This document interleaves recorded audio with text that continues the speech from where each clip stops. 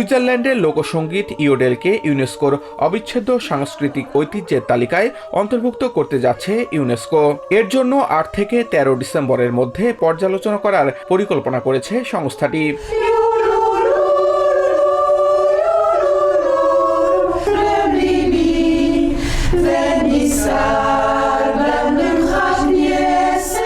এই ইওডেল লোকসঙ্গীত হচ্ছে এমন একটি সঙ্গীত শৈলী যা দ্রুত গতিতে গভীর, বুকের ভেতর থেকে সুর এবং উজ্জ্বল অর্থাৎ উঁচু বা নিচু স্বরের নোটের মধ্যে পরিবর্তন ঘটে। ইতিহাসবিদরা এর উৎস সেন্ট্রাল আল্পসের কেন্দ্রস্থলে খুঁজে পেয়েছেন। সেখানে পশুপালকরা একসময় তাদের পশুর পালকে ডাকার জন্য বা দুর্গম পাহাড়ি উপত্যকার মধ্যে বার্তা পাঠানোর কাজে এই ধরনের প্রতিধ্বনি বা সুর ব্যবহার করতেন।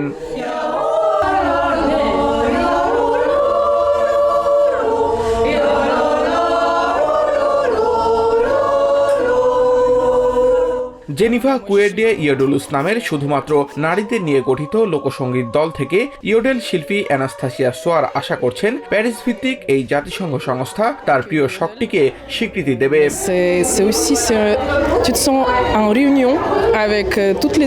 অ্যানাস্তাসিয়া সোয়ার বলেন তিনি এই গান গাইতে পেরে খুবই গর্বিত। পাহাড়ের ছবি এবং গানগুলো কল্পনা করলে সত্যি অসাধারণ অনুভূতি তৈরি হয়। সুইস সরকারের তথ্য অনুযায়ী সুইজারল্যান্ডে ১২,০০০-এর বেশি ইওডেলার লোকসঙ্গীত শিল্পী রয়েছেন। তারা সুইস ইওডেলিং অ্যাসোসিয়েশনের ৭৮০টি কোরের একজন সদস্য।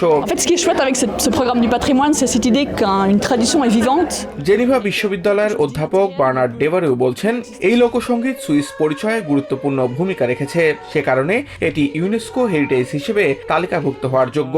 À deux titres, à la fois parce que c'est une pratique populaire, connue, qui joue un rôle important dans l'identité. তিনি বলেন সবাই লোকসঙ্গীত গায় না বা অনুশীলন করে না। কিছু মানুষ এটি নিয়ে হাস্যকর মন্তব্য করতে পারে, তবুও এটি সেই সাংস্কৃতিক প্রথার অংশ যা সুইস পুরুষ ও নারীদের মনে একটি নির্দিষ্ট স্থান ধরে রেখেছে।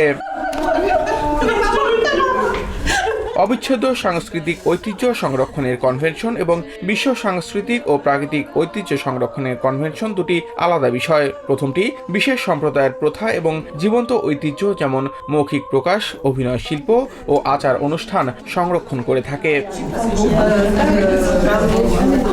Samiul Bari Shihab, TVN 24 news desk. New York থেকে সম্প্রচারিত TVN 24 টেলিভিশন বিশ্বজুড়ে বাঙালির কণ্ঠস্বর।